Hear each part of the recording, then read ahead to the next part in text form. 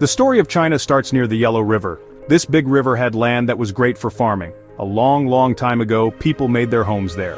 They were good at growing food like rice and millet. This helped them build villages and start a civilization. These early Chinese people were also very creative. They learned how to make pottery. They used clay to make beautiful pots and other helpful things. Later, they learned how to make bronze. Bronze is a strong metal you make by mixing copper and tin. They used bronze to make tools and weapons. These discoveries made their lives much better. Life along the Yellow River was the start of a long and amazing story for China. Over time, these villages grew bigger. They became the very first Chinese communities. This was the beginning of a great civilization. As the communities got stronger, they joined together under powerful rulers. These ruling families were called dynasties. The Shang dynasty was one of the first. The Shang dynasty ruled for about 600 years. They left behind amazing tombs filled with treasures. After the Shang came the Zhou dynasty. They ruled for even longer, almost 800 years. During this time, important thinkers became known. Confucius lived during the Zhou dynasty. He was a wise philosopher and teacher. His lessons about family, respect, and school are still important in China today. Another important thinker was Laozi. He started Taoism. Laozi talked about living peacefully with nature. He believed in a balance between opposites, like yin and yang. These ideas still affect Chinese thought and culture. The Zhou dynasty was a time of great learning and new ideas. This time created China's important cultural values. Ideas from this time are still important in Chinese society. After the Zhou dynasty, China was divided. Lots of states fought for power. Then a strong leader named Qin Shi Huang came along. He conquered all the fighting states and made China one country in 221 BC. He became the first emperor of a unified China. Qin Shi Huang started the Qin dynasty. He was a strong ruler but also a strict one. He made weights and measures the same everywhere to help with trade. He also started building the Great Wall of China. The Great Wall was built to protect China from invaders. It was a huge project that took many years and lots of people to build. Even though the Qin dynasty didn't last long, it's still remembered. It created a strong central government. It also gave China a feeling of unity that lasted for centuries. The first emperor's ideas shaped China into the powerful empire it became. The Han dynasty came after the Qin dynasty. It is seen as a golden age in Chinese history. It lasted for over 400 years. The Han dynasty was a peaceful and successful time. Trade did very well during this time. The Silk Road, a group of trade routes, connected China to the west. Silk, tea, and spices were traded along this route. The Han dynasty was also a time of great inventions.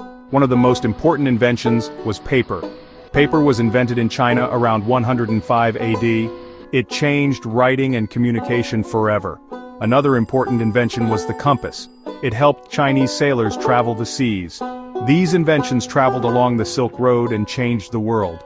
The Han dynasty was a time of great success. It had a big impact on China and the world.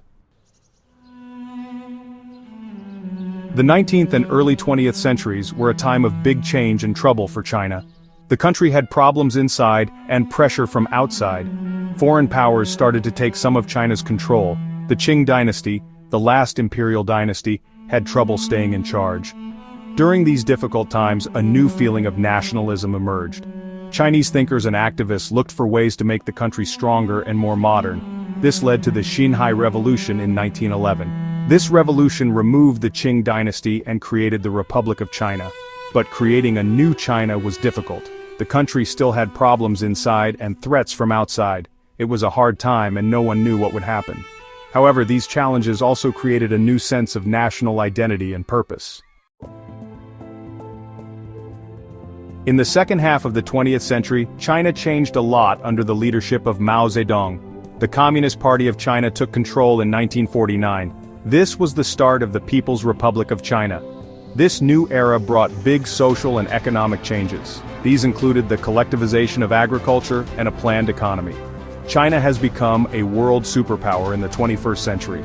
Its economy has grown very fast, becoming the second largest in the world. China has made big advancements in technology, building, and science. It is a major player in international trade and diplomacy, showing its influence all over the world. China's rise has also had problems, including differences between rich and poor, environmental damage, and political control. The country still deals with issues of human rights and freedom of speech. However, China's impact on the world is clear. Its actions and decisions are important for everyone. China today is at an important point. It's balancing its rich cultural history with its modern goals. The country is seeing a renewed interest in traditional Chinese medicine, philosophy, and art. At the same time, China is interested in new technology, economic development, and working with other countries. The future of China is unknown, but what happens will definitely shape the 21st century. Will China continue to become more powerful, or will it face new challenges and changes? How will it manage the complex relationship between tradition and modernity? Only time will tell. However, one thing is for sure: China's journey will continue to be interesting to the world. The country's ancient wisdom and modern energy promise an exciting and unpredictable future.